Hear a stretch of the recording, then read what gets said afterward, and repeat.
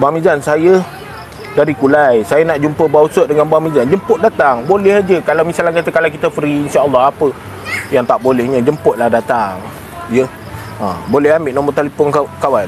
Kawan memang cari nombor telefon high untuk subscriber, sebab untuk dia bertanya, kadang-kadang orang nak datang sendiri, mana tempat ni, nak pergi ke sana. Kalau kebetulan kawan free, insya-Allah. Dia kata apa? Dia nak jumpa awak. Boleh buka gelanggang ni. Nanti mesti ada ni. Mesti ada. Boleh buka gelanggang ke? Sana bah, tanya. Ada tanya sana. Kalau boleh kita pergi malam ni pun boleh. Kawan pergi ngantar. Kawan kalau masuk gelanggang orang memang kawan gini lah. Engkau duduk belakang. Kawan duduk belakang. Kawan jenis gitu kawan. Engkau penumbuk engkau dia tak menyunam. Tak menyunam.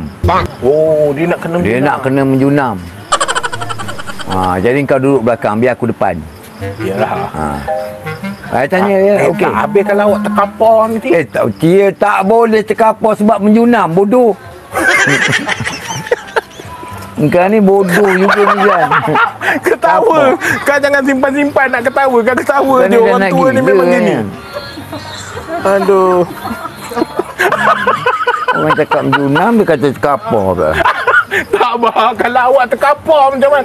Bah, dia tak boleh terkapar lah Mizan. Bah, kita mana boleh mencabar-cabar masuk gelanggang orang nak try-try. Tak boleh. Itu orang kosong. Aku masuk dengan siup, dengan ludah sana, ludah kiri. Tak boleh, bah. Mana boleh tak boleh? Orang dulu puh kiri, puh kanan. Berkat doa baginda Ali, masuk aja, sedar. Tak. Dia orang bukan pakai puh kiri, puh kanan. Habis? Dia memang pakai, tapi ayat belakang itu lain. Tak, tapi kita kan penuh dengan adab dia. Ya, memang kita pergi kita untuk try. Kita pergi duduk, ya, salam, kita try. Tak, try dulu. Dia kalau gitu, orang memang boleh kena, bah. Boleh kena? Memang kena. Macam awak selalu buang kawan, memang kena. Habis? Tapi bagaimana pula kalau orang tu membalas balik? Kita dah bersedia. Ya. Cuba. Sama-sama kita dah bersedia. Nampak ni macam ni. Tapi jangan, bah. Ini kalau dia dah pakai ni, dia lain, bah. Lain. Oh, dia. Ini pakai tu berbaca, bah.